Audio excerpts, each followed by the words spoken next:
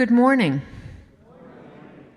I am so pleased to see so many people here on this long Labor Day, Memorial Day weekend. It's a pleasure to see all of you. Welcome to First Unitarian Church. I am Karen Rohr, and I am your worship associate for today's service. Our mission at First Church is to welcome all with love, to support learning and spiritual growth, to serve our wider community, and to work for justice, equity, and inclusion. Unitarian churches are places where you are free to be you, no matter what the color of your skin, no matter who you love, no matter your gender, no matter your age, no matter your socioeconomic status, no matter where your spiritual journey is taking you. So bring your questioning mind, bring your expansive heart, bring your entire self to our beloved community. Please make sure to read the announcements and insert in today's order of service, where you can find important information regarding accommodations and upcoming events. And if you are visiting with us today, we especially welcome you. Please feel free to join us for coffee hour following the service, which will take place in our fellowship hall. The ushers or any member of the church can direct you there. We would love to have the chance to get to know you and tell you a bit about our beloved community. The flowers today were donated by Jane Hobson in gratitude for her husband Larry's return home after a lengthy hospital stay. Congratulations, Jane.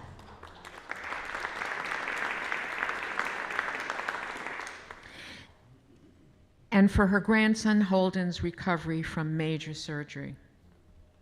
My favorite part of the service. Before we begin, let's take a moment to wave to the people watching us from home. Then rise and greet our neighbors or say hello in the chat. When you hear the singing bowl ring, return to your seats, please.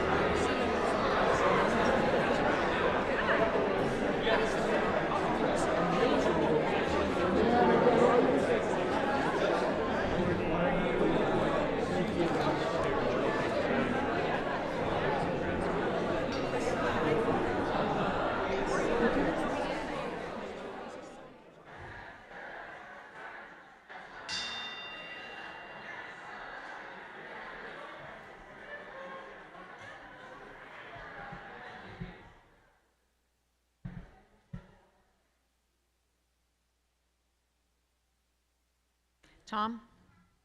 Chalice lighting. Yep. For the chalice lighting,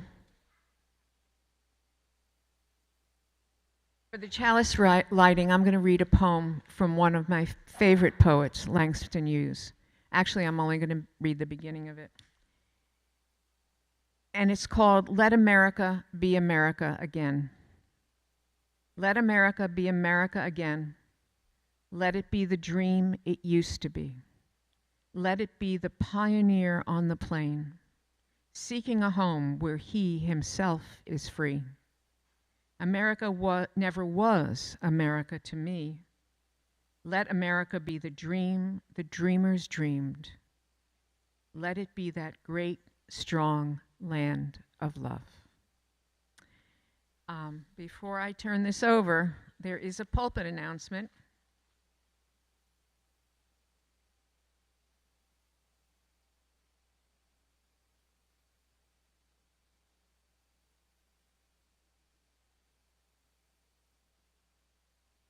I don't know.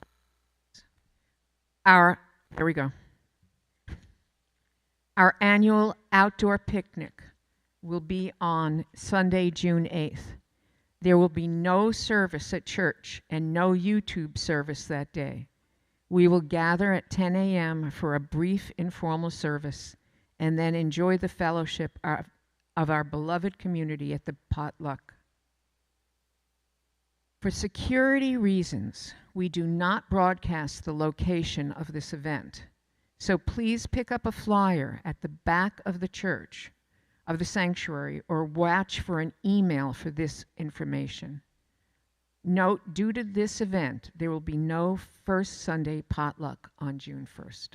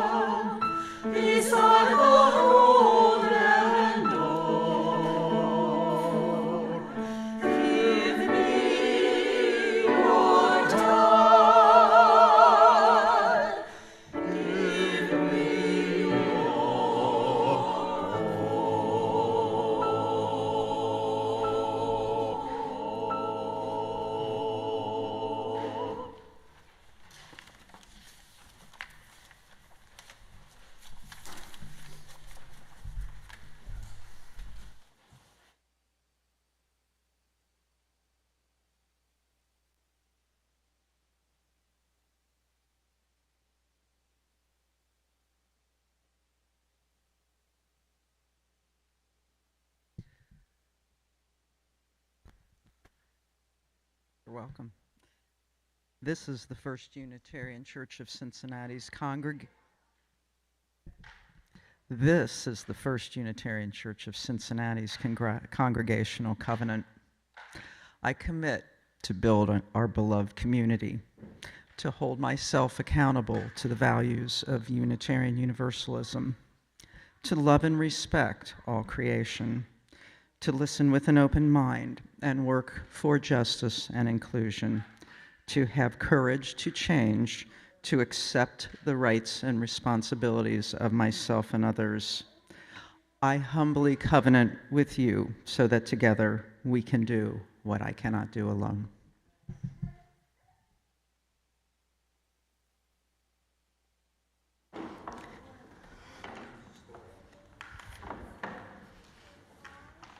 For our story today, I'm going to need my friends to put on your imagination hats. Can you do that? Can you put on your imagination hat? Wonderful. Okay, now gather around because I want to talk to you for a moment.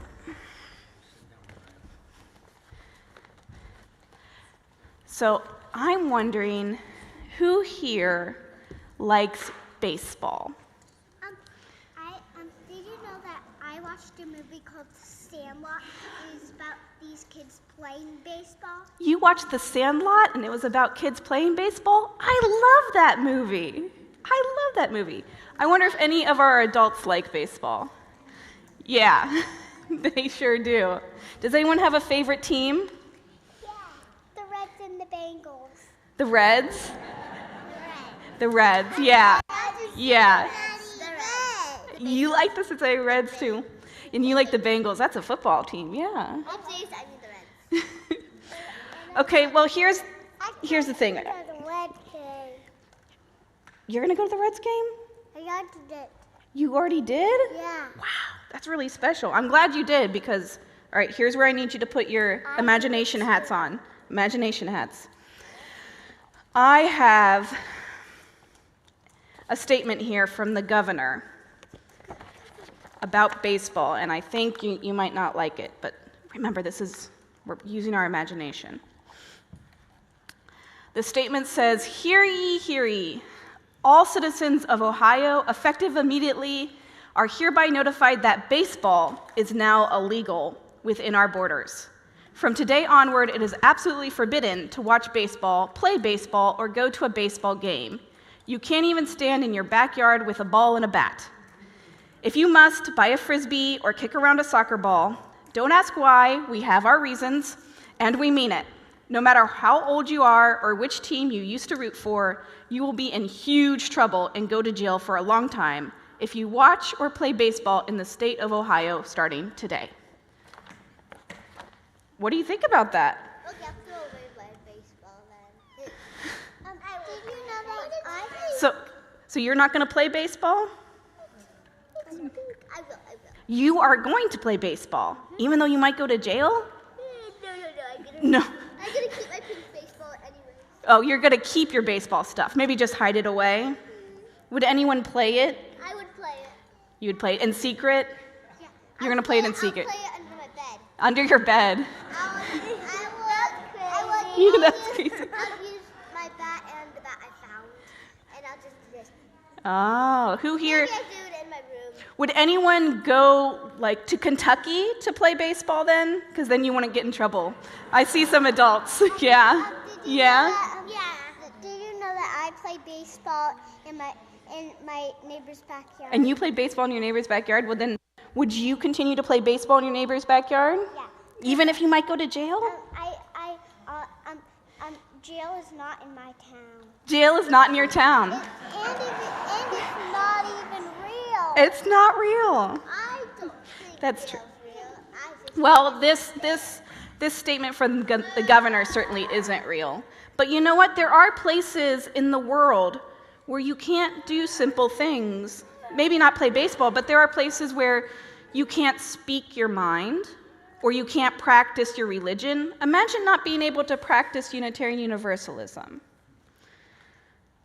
What would you think about that? Yeah, sad.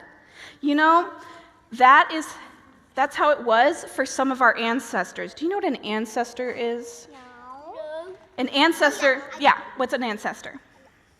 The people before us. The people before us, that's right. So long ago, 500 years ago, there were a group of people. Now, let me tell you, 500 years ago, they used to believe that only priests, only special people could read the Bible, and everybody else was forbidden. But 500 years ago, our ancestors, the people who came before us, thought, I think we should be able to read the Bible and make our own choices about it.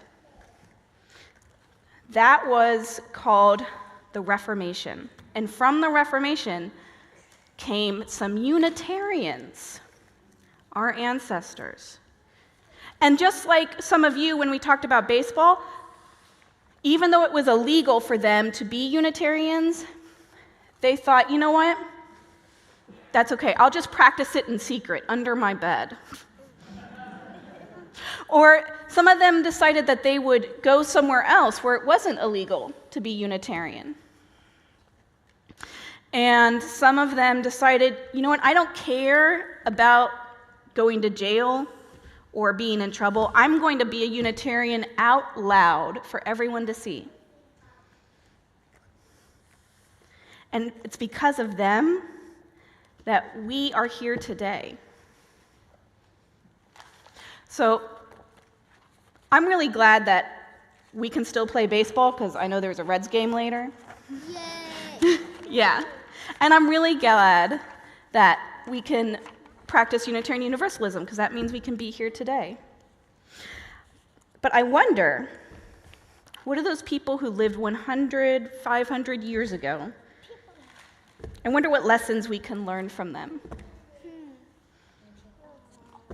Maybe you'll have to think about that. We can do that outside, where we are going to celebrate the unofficial end of our church year with a field day. So, friends, go ahead and clean up what you're playing with, and let's head out. Thank you. In Sandlot, they did the worst thing. They throwed up.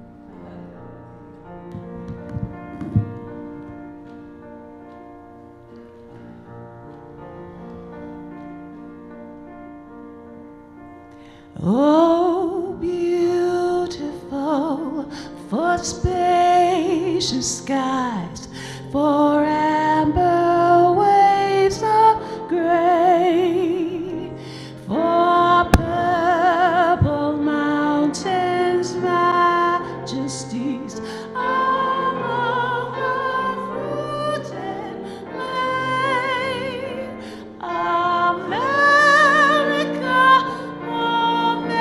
America, God shed His grace on thee.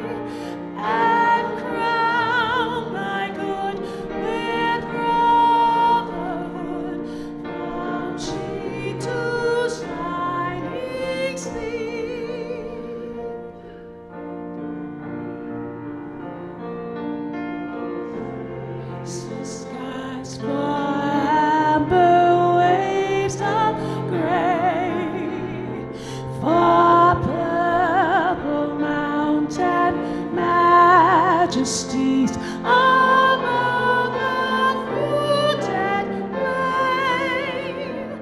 America,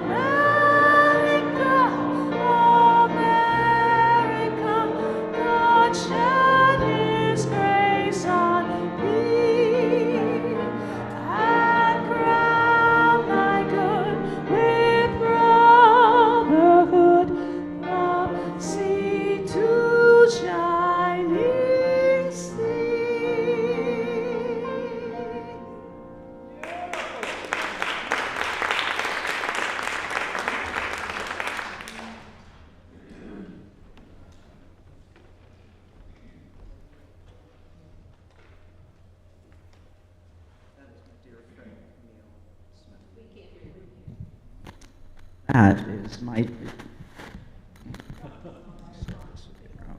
That is my dear friend, Camille Saba Smith.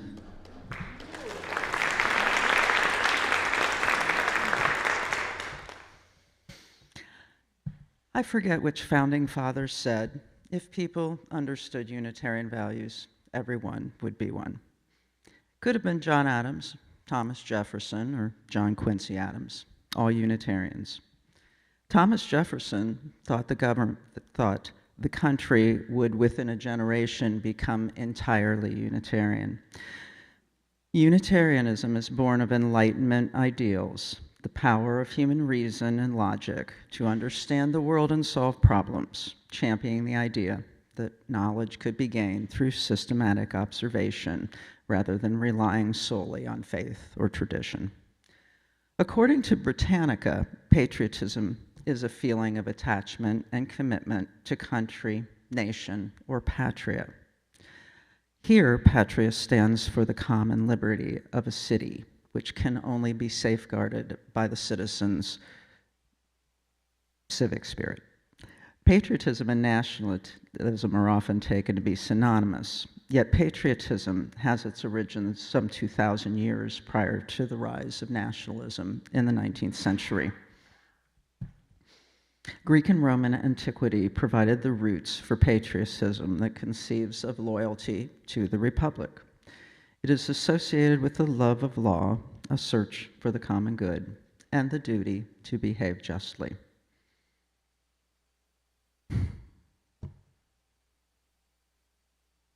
Freedom is equated not with the fight against political oppression, but with the preservation of the Republic and patriotic sacrifice, with the desire to secure the long-term survival of the nation. More sympathetic approaches to patriotism have sought to ground it in new forms of loyalty that are compatible with universalist values, respect for human rights, and tolerance of ethnic and national differences. In this country, we uphold the Declaration of Independence, which says that all men are created equal. How do we square this ideal with our country's history of slavery, segregation, and denial of basic human rights? Born in Connecticut, John Brown belonged to a devout family with extreme anti-slavery views. He married twice and fathered 20 children. They moved with him to Ohio, Massachusetts, Pennsylvania, and New York. John Brown was a conductor on the Underground Railroad and established the League of Gileadites, helping slaves to escape to Canada. He and 21 former slaves attempted to seize the arsenal at Harper's Ferry to start a war to free slaves. The rebellion was quickly put down by Marines under the command of Robert E. Lee. 2 of his sons were killed. He was tried and found guilty. On hearing he was sentenced to death, he stated, "If it is deemed necessary that I should forfeit my life for the furtherance of the ends of justice and mingle my blood with the blood of millions in the slave country whose rights are disregarded by wicked, cruel, and unjust enactments, I submit, so let it be done." On the day of his hanging in Charlestown, Virginia, he wrote, "I am now quite certain that the crimes of this guilty land will never be purged but with blood. I vainly flattered myself that without very much bloodshed it might be done." Three members of First Unitarian, Peter Clark, Moncure Conway, and August Willett, led a torch-lit parade in downtown Cincinnati in his honor. John Brown acted on his moral beliefs regarding the abomination of slavery. It was Thomas Jefferson who wrote, "The tree of liberty must be refreshed from time to time with the blood of patriots. It is its natural manure." On May 1st, 1865, in Charleston, South Carolina, the recently freed black population held a parade of 10,000 people to honor 257 Union soldiers. The soldiers had been buried in a mass grave at the Washington Race Course, having died at the Confederate prison camp located there. After the city fell, the freed black population unearthed and properly buried the soldiers, placing flowers at their graves, a remarkable and selfless act of patriotism. Inez Milholland's father helped found the NAACP. Inez attended NYU Law School and planned to fight for gender justice, including the right to vote. In 1911, she marched down Fifth Avenue with thousands of women in front of a crowd estimated at 150,000, carrying a banner which read, "Forward out of error, leave behind the night. Forward through the darkness, forward into light." In 1913, a similar event was held in Washington, D.C., which devolved into a riot, with drunken men assaulting the marchers while police and the National Guard stood idly by, prompting months of congressional hearings. She was sent out west, where women had the right to vote in 13 states, to organize opposition to Woodrow Wilson, who was seen as the obstacle to suffrage. She implored President Wilson, "How long must women wait for liberty?" She died of aplastic anemia at 30 after a grueling tour. When Marian Anderson was denied the ability to perform at the DAR in Washington and sang "God Bless America" from the Lincoln Memorial in 1939, and Dr. Martin Luther King Jr. delivered his iconic speech at the Lincoln Memorial in 1963, in an American tradition of equality, freedom, and justice, they were asking Americans to live up to our constitutional ideals, that all are created equal. Their nonviolence was one step in their personal revolution. Their dream was an American dream, the realization of Isaiah's dream of justice rolling down like a mighty stream. Martin Luther King Jr. was a critical patriot. He spoke out against the Vietnam War because young black men served disproportionately. He had a patriotic tradition of criticizing the country, not randomly or selfishly, but when the country betrays and strays from its birthright ideals, from what we love and believe America is meant to be. What is useful about this model is that we can see the love of America and the hatred of America as fitting different stages of American life. Now is our time to transform. Love of the ideal of country is a step on the spiritual path. Patriotism is a spiritual love. Patriotism is not nationalism. Patriotism is not tribalism.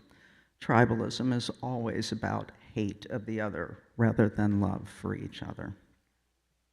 One thing Americans love is our inventiveness. In religion, it's called transformation.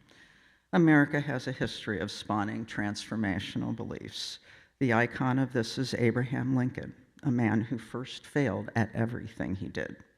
Out of his failures and tragedies, he gained wisdom and maturity, power and mercy, the ability to love the better angels of his nature, and to find a path to a new birth of this nation and a new definition of union. Hence, in the eyes of advocates of new forms of patriotism, stable democratic societies require a strong sense of solidarity. Can we continue to form this more perfect union? And if so, how? I would suggest it is through the justice we seek every day as Unitarian Universalists. Racial justice through our Carter Fund initiatives. Social justice, making our community a warmer, more welcoming place. Teaching our children well through First Unitarian's excellent religious education programs. You can encourage patriotism by advocating for good governance through nonpartisan UU the Vote activities. This is not blind or unquestioning, but rather one that involves critical engagement with the country's actions and policies, urging for positive change and accountability. We are encouraged to be active citizens involved in our communities, which can manifest as a commitment to improving our country, making it a better place for all. Historically, UUs have been associated with Enlightenment ideals and a belief in the power of reason and progress, which are foundational to patriotism. We should find ways to express our patriotism through supporting social justice initiatives, advocating for policies that promote equality and human rights, or engaging in community service that benefits our country. I invite you as patriots to express your values in ways that are meaningful to you. Continue to share your initiatives so that we can all be uplifted by your example through our actions. May it be so.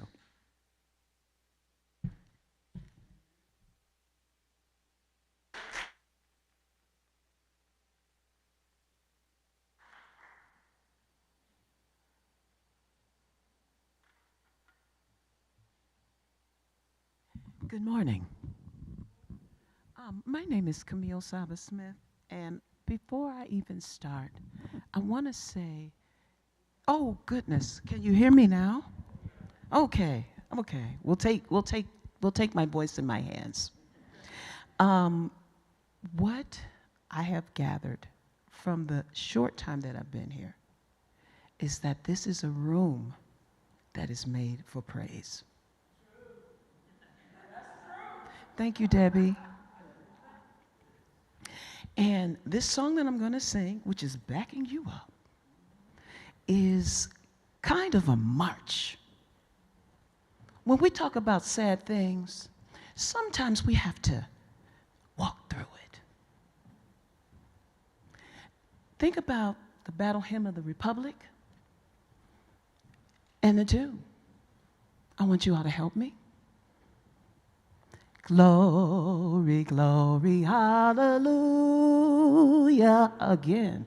Glory, glory, hallelujah. Glory, glory, hallelujah. His soul goes marching on. John Brown's body lies a-moldering in the grave. John Brown's body goes a-moldering in the grave. John Brown's body goes a-moldering in the grave. His soul goes marching on. Help me. Glory, glory, hallelujah. Glory, glory, hallelujah. Glory, glory, hallelujah. His soul goes marching on. He captured Harper's Ferry with his nightmare so true. He frightened over Jenny till she trembled through and through. They hanged him for a traitor, they themselves the traitor's crew. His soul goes marching on. Everybody. Glory, glory, hallelujah. Glory, glory, hallelujah. Again. Glory, glory, hallelujah. His soul goes marching on. The stars above in heaven are kindly looking down. The stars above in heaven are kindly looking looking down. The stars above in heaven are a kindly looking down in the grave of old John Brown. Glory, glory, hallelujah. You can clap. Glory, glory, hallelujah. Glory, glory, hallelujah. His soul goes marching on. Oh, that makes me feel better. He's gone to be a soldier in the army of the Lord. He's gone to be a soldier in the army of the Lord. He's gone to be a soldier in the army of the Lord. His soul goes marching on. Everybody. Glory, glory, hallelujah. Glory, glory, hallelujah. Glory, glory, hallelujah. His soul goes marching on. One more time. Glory, glory, hallelujah. Glory, glory, hallelujah. Glory, glory, hallelujah. His soul goes marching on. Glory, hallelujah.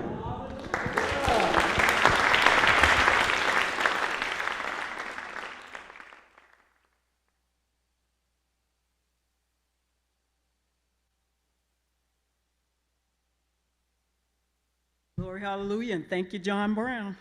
Yeah, absolutely. The closing words are from Reverend Victoria Safford, UUA, Reverend Victoria Safford.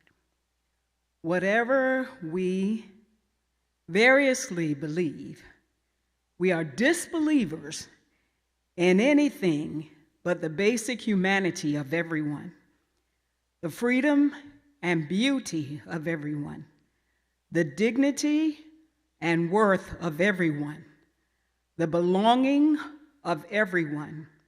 We are believers in the responsibility of everyone, of all of us, each of us, no matter how frightened we are in these frightening times, to be something other than afraid. Thank you.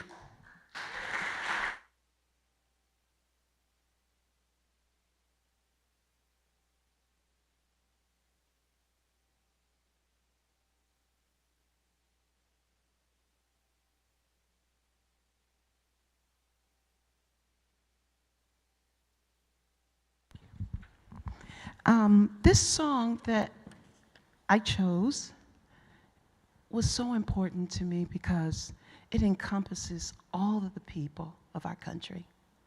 No one is forgotten if you stand on the land. And for that reason, I want to bless God while He blesses America through my voice and through you all. Thank you so much for having me. And I'm just going to sing real plain and flat-foot. God bless America, land that I love. Stand beside her and guide her through the night with light from above. From the mountains to the prairies, to the oceans white with foam. God bless America, my home, sweet home.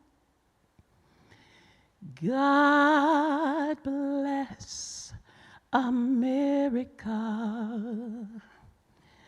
land that I love, stand beside her and guide her through the night from the lights above. From the mountains to the prairies, to the oceans bright with foam. God bless America, my home, sweet home. God bless America. God bless America, my home, sweet home.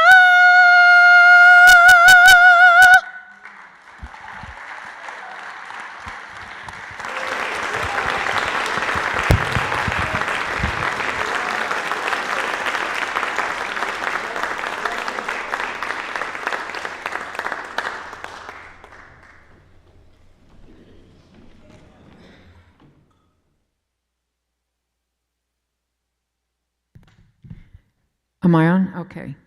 We extinguish this chalice here that is gently in our hearts. May it light your path as you leave this place. May it guide your way until we are together again. Martha L. Munson.